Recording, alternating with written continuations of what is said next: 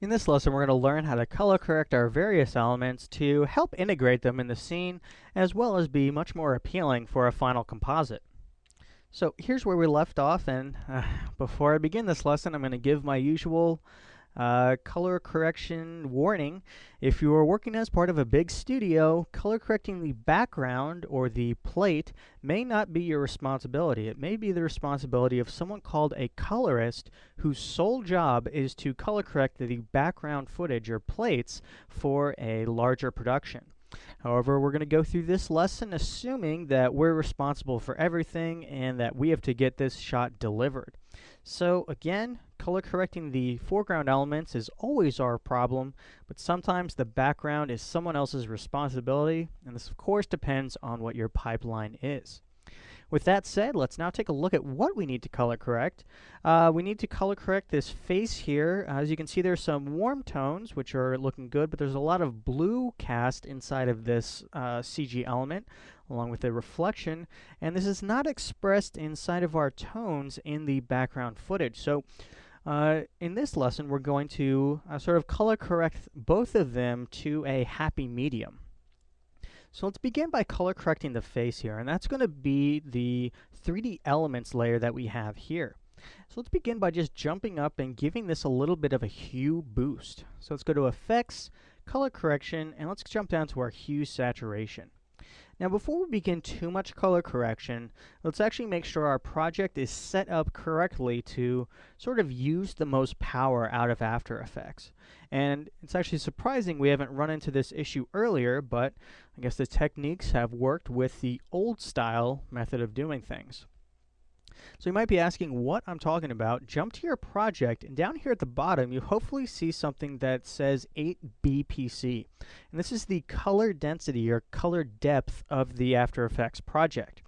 Now you might have heard something about 32-bit floating point depth and how it is just a very nice thing to have, and we now have access to this in After Effects, starting with one of the earlier CSs. So if you left click this, we can now change our color depth to 32 bits per channel floating point. Now, as you've seen, most of our operations work just fine in 8 bits per channel. However, when it gets to color correction, I really prefer using 32 bits per channel because there is a much larger latitude as well as a lot more space in between the colors. If you want to learn more about this, take a look at our visual guide to high dynamic range, and that'll explain this in a little bit more detail. For now, we rarely, if ever, see any errors switching our project to a higher bit depth. Sometimes you might see black pixels or ultra white pixels, but that rarely, if ever, happens, and so you shouldn't let it detract you from using a higher color depth. So now that we've got that set, let's jump back to our effects panel on our 3D Elements layer, and let's just give this a slight boost in the saturation. Now, we want to be a little careful that we don't go too high, but I definitely want to give this a little bit more color to work with. Now that we've given it a slightly higher saturation, let's play with the exact color values, and my preferred tool is an exposure controller. Now, as you can see in the Color Correct tab, there's a lot of different ways we can do color corrections here in After Effects, so I've definitely seen many workflows that work very well.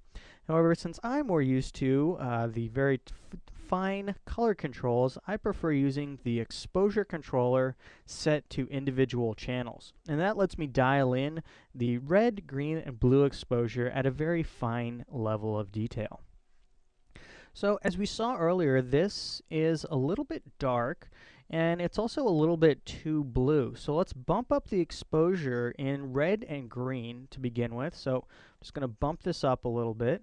And what we're doing is essentially multiplying our color values by this number inside these channels.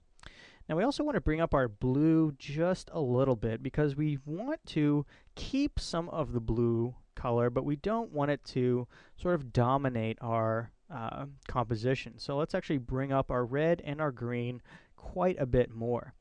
Now if you want less red, of course you can use less red exposure, green, blue, so on and so forth.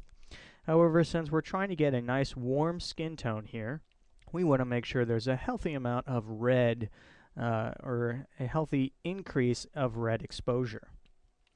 I think that's looking pretty good right now for the foreground to begin with. So now let's begin focusing on the background, and that's going to be controlled by this picture frame down here on the bottom. Again, I want to add in a hue saturation, which can sometimes have a damaging effect on your colors, but I find most of the time I tend to shoot the background footage rather desaturated, so I have much more latitude here in the editing step. But of course, depending on your background footage, you may not be able to push the saturation quite as much. So again, I want to push the saturation pretty heavily, a little bit heavier than the foreground. And again, we're going to jump into our exposure to give this a little bit of a color tweaking. Let's jump into our individual channels, and for this one, I have a really yellow tint in the arms here, and so we're going to fix that by increasing a blue or adding in a blue exposure.